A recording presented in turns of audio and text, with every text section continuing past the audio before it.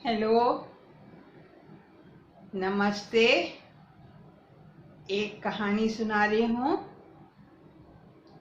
एक साधारण परिवार था। पति पत्नी थे और उनके 4 बेटे थे। तो दोनों पति पत्नी बहुत मेहनती थे। उन्होंने दोनों ने मेहनत करके और अपने चारों बेटों को पढ़ा दिया। और बेटों ने जितनी जितनी उनकी योग्यता थी उसके अनुसार वो पढ़े और बड़े हुए। और बहुत ज़्यादा वो कुछ नहीं कर पाए, तो इसलिए वो परिवार हमेशा साधारण ही रहा। तो पत्नी अपने पति की अच्छे से देखभाल करती थी और घर को अच्छे से वो अपना चलाती थी। और भरण पोषण का वो लोग अच्छे से कि बेटों का भी भरण पोषण अच्छे से हो जाए और अपना भी, इस तरह से वो अपनी गृहस्थी चलाते थे। जब बेटे बड़े हुए तो फिर उनका शादी कर दी। और शादी करने के बाद, क्योंकि एक तो घर इतना बड़ा नहीं था, बहुत ज़्यादा सुविधाएं नहीं थी, तो सबको एक तरह से मजबूरी में साथ ही रहना पड़ा। और फिर ये था कि जो उनकी माता थे, पिता थे, वो मेहनती थे। वो दोनों काम करते थे। माँ घर का काम करती थी और पिताजी जो थे वो भी मेहनत करके कुछ कमाते थे। और ये लोग जो भी अपना बेटे जो अपना कमाते थे करते थे, उसमें अपनी वो गृहस्थी चलाते थे। तो इस तरह से उनकी गृहस्थी चल रही थी। जो माँ थी वो काफ़ी एक समझदार और सुलझी हुई स्त्री थी। तो जब उन लोगों की इस तरह से घर चलता रहा और जब वो दोनों वृद्ध होने लगे, पति पत्नी, तो पत्नी को थोड़ी चिंता हुई कि वो सोचने लगी कि जब हम दोनों में से कोई अब वृद्ध हो गए, कभी बीमार भी होंगे और दोनों में से कोई पहले जाएगा कोई पीछे जाएगा भगवान जी के पास, तो फिर एक मतलब दूसरे का जो है देखने वाला, संभालने वाला इन बेटों में और बहुओं में ऐसी योग्यता नहीं है कि ये लोग देखभाल कर सके। तो बहुत ही उसको चिंता रहती थी। दुर्भाग्य से क्या हुआ कि पत्नी जो थी वो बीमार रहने लगी। तो फिर जब उसको ज़्यादा तकलीफ होने लगी तो एक दिन उसने अपने पति को अपने पास अकेले में बुलाया और बैठा करके उसको कुछ कहा। और पति से उसने एक बड़ा सा टीन का बॉक्स मंगवाया। तो बड़ा सा टीन का बॉक्स मंगवाया और फिर उसने चुपके से उसके अंदर कुछ रखा और उसके अंदर, बॉक्स के अंदर ताला लगा दिया। ताला लगा करके उसने अपने पति को कहा कि जो इसकी चाबी है तुम इसको पास के तालाब में फेंकाओ। और फिर उसने पति को बुला के पास बिठा के कुछ समझाया।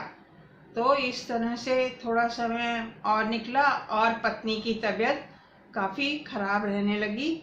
और एक दिन ऐसा आया कि पत्नी की मृत्यु हो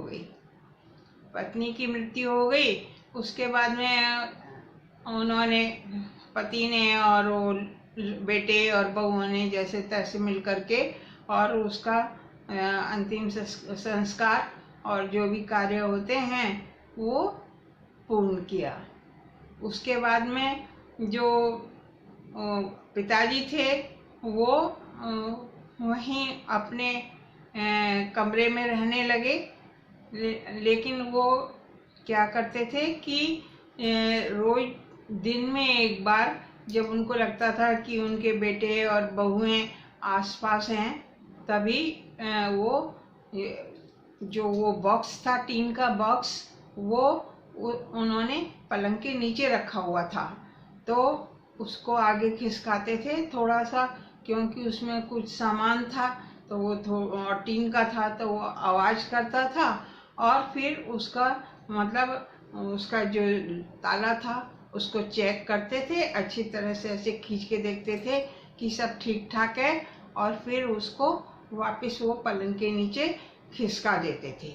और तो वो रोज ऐसे ही करते थे। तो कई बार उनकी जो बहुएं थी उन्होंने देखा, बेटों ने भी देखा, तो उन्होंने सोचा कि ये जो है संदूक है, इसके अंदर जरूर इन्होंने, माता पिता ने अपनी संपत्ति और जो माता के पास जेवर वगैरह होंगे वो इसमें इन्होंने संदूक में रखे हैं, ट्रंक में रखे हैं। तो उनको ये रोज निकाल करके देखते हैं और फिर इसको वापस रख देते हैं ताला लगा करके, जिससे कि कोई और दूसरा उसको छू ना सके।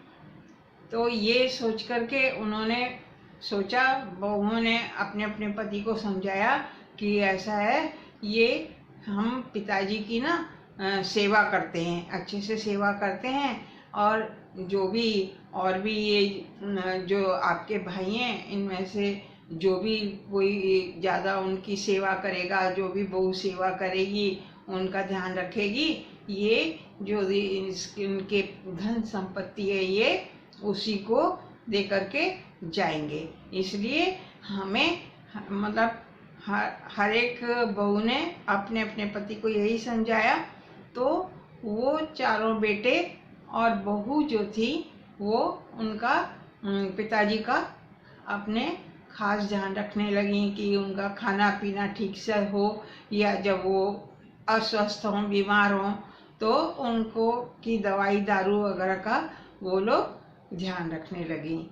और उनसे बातचीत भी करने लगे, बेटे भी और बहुएं भी बीच बीच में, कि जिससे कि उनको ऐसा लगे कि ये बेटा बहू मेरा ध्यान रख रहे हैं। और जिससे मतलब अंत में जब वो जो भी उनकी धन संपत्ति है तो वो उन्हीं को दे करके जाएंगे। तो जो पिताजी थे वो रोज यही काम करते थे, और नहीं तो फिर हर दूसरे तीसरे दिन तो जरूर, और ये ध्यान रखते थे कि ये जब कोई उनको देख रहा हो, बेटा बहू वगैरह जब उनको देख रहे हों, किसी का ध्यान हो उस तरफ, तभी वो इस कार्य को करें। तो वो ट्रंक को जोर से खींचते थे, उसमें से थोड़ी आवाज़ होती थी, और फिर उसको वो चेक करके और फिर वापस उसमें के नीचे रख देते थे, और उसका बहुत ध्यान रखते थे, उसका संदूक का, कि कोई उसको खोले ना, या उसका कोई ताला वगैरह तोड़ करके उसमें से निकाल ना ले कुछ।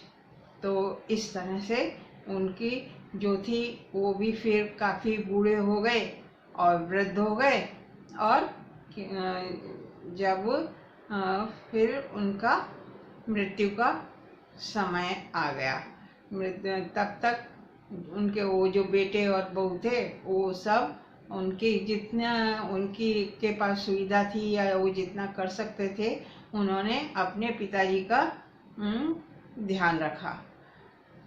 जब उनको लगा कि अब ये पिताजी बचेंगे नहीं, तो फिर उन्होंने अलग अलग एक एक करके आके वो बेटे बहू ने पूछा कि पिताजी आप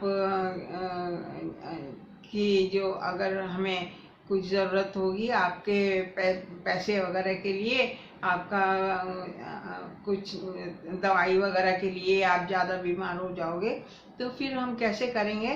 तो आपके पास जो है वो उसमें से हम लोग आप बता दीजिए तो हम उसको आपके लिए खर्च करेंगे। लेकिन उनकी मंशा तो दूसरी थी। तो पिताजी जो थे क्या कहते हैं वो चुप रहे और कुछ समय के बाद में उनका बोलना भी बंद हो गया और फिर उनका अंत समय आ गया। उसके बाद में उन लोगों ने जल्दी जल्दी बेटों ने बहुओं ने उनका अंतिम संस्कार वगैरह सब कुछ किया और हर जना यही सोचने लगा कि अब इसको हम ट्रंक को खोल करके और जो भी है इसमें से हम धन संपत्ति निकाल लेंगे। तो फिर उन्होंने उसको ट्रंक को सरका करके और क्योंकि उसमें ताला लगा हुआ था और चाबी तो थी नहीं उसकी, क्योंकि जो उनकी माँ थी उन्होंने अपने पति को ये सोच करके कि मेरे बाद इनका ध्यान कोई भी ये बेटों में से और बहू में से कोई भी इनका ध्यान नहीं रखेगा, ये सोच के कि इनके पास तो कुछ है नहीं और कुछ नहीं और ये बेचारे कैसे जिएंगे। इसलिए उसने ये उपाय सोचा था कि ये उस ट्रंक के अंदर उसने क्या कहते हैं कुछ कंकड़ पत्थर और ऐसी चीज़ें जो कि सरकाने से थोड़ा सा खड़केंगी आवाज़ करेंगी वो रख करके और ताला लगा दिया था, जिससे कि वो लोग समझें कि इसके अंदर जेवर और पैसा रुपया रखा है। और ये सोच करके उनके बेटे बहू जो हैं कि ये पिताजी हमें दे के जाएंगे तो इनका वो ध्यान रखेंगे। तो जब उन्होंने खोला, क्योंकि उनके पास और कोई उपाय नहीं था, तो उन्होंने सोचा कि जो भी इसके अंदर होगा हम चारों को आपस में बांटना ही है। तो फिर उन्होंने उस ट्रंक को खोला, लेकिन उस ट्रंक में से सिवाय वो पत्थर और छोटे छोटे पत्थर वगैरह और ऐसी चीज़ों के अलावा उसके अंदर कुछ नहीं निकला। उन्होंने ताला तोड़ करके उसको ट्रंक को खोला था, लेकिन उसके अंदर कुछ नहीं निकला। तो वो फिर उदास हो गए और अब तो माता पिता तो दोनों जा चुके थे और उनकी जो पिताजी थे उनकी जो माँ थी उनकी बुद्धिमानी से थोड़ी सोच समझ से और जो उनके पिताजी थे वो ठीक से रह पाए। तो ऐसा भी होता है क्योंकि अब ज़माना बहुत बदल गया है और ये कहने में कई बार दुख भी होता है, लेकिन सभी तो एक से नहीं है। लेकिन आजकल ऐसा होता है, इसीलिए ये कहानी किसी ने मेरे को सुनाई थी, बताई थी, तो मैंने ये आज आप सब लोगों से शेयर की। क्योंकि इसीलिए मानते हैं कि जो घर की स्त्री होती है, गृहस्थिन होती है, वो चाहे व्रत भी हो जाए लेकिन वो समझदारी से काम लेती है। तो इस तरह से वो उनकी माँ की समझदारी से और उस व्यक्ति की पत्नी की समझदारी से उसका बाकी का जीवन थोड़ा आराम से व्यतीत हो गया। तो ये कहानी मेरे को आज याद आ गई थी, तो मैंने आप लोगों से शेयर की है। हाँ, ज़्यादा अच्छी तो नहीं लगी होगी, लेकिन कभी कभी ऐसी चीज़ें भी शेयर करनी चाहिए, इससे शिक्षा मिलती है, आने वाली पीढ़ी को हम समझा सकते हैं। आप लोग खुश रहिए, सुखी रहिए, यही मेरा आशीर्वाद है।